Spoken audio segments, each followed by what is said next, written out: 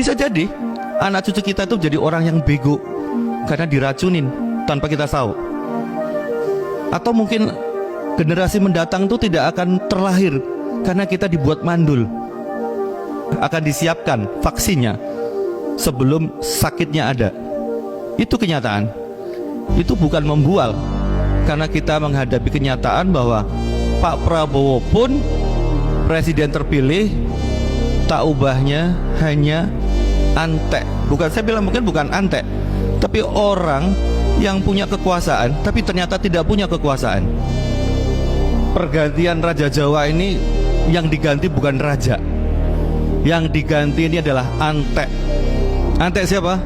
Antek kekuatan global, antek liberalisme global. Seorang BGS yang hanya menteri tidak dapat ditolak oleh seorang Prabowo yang presiden terpilih. Saya katakan, seorang Prabowo pun dan timnya tidak menginginkan dia menjadi seorang menteri kesehatan.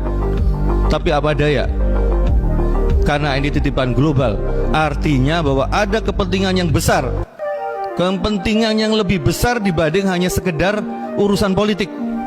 Melinda and Bill Gates Foundation ini, ya, beserta WHO-nya ingin menjadikan Indonesia itu sebagai market.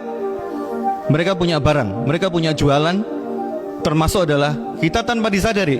Nantinya orang sakit itu bukannya sembuh, tapi bagaimana caranya orang sehat punya ketergantungan walaupun dia tidak sakit. Karena apa? Penyakit bisa diciptakan. Siapa yang kuat data, siapa yang punya kemampuan untuk merekayasa, itulah yang menang. Jadi peperangan jangan diibaratkan dengan senjata, dengan peluru. Tidak. Sekarang itu dengan teknologi bisa diciptakan pandemi jilid 2. Pandemi yang kemarin benar-benar seluruh dunia terkena.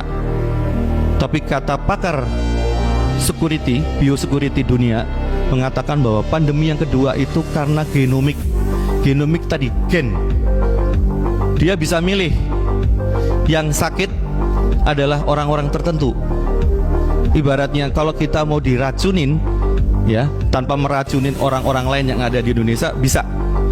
Misalnya nih, maaf, kita hilangkan suku Jawa di Jawa, kita biarkan suku-suku lain di Jawa, bisa.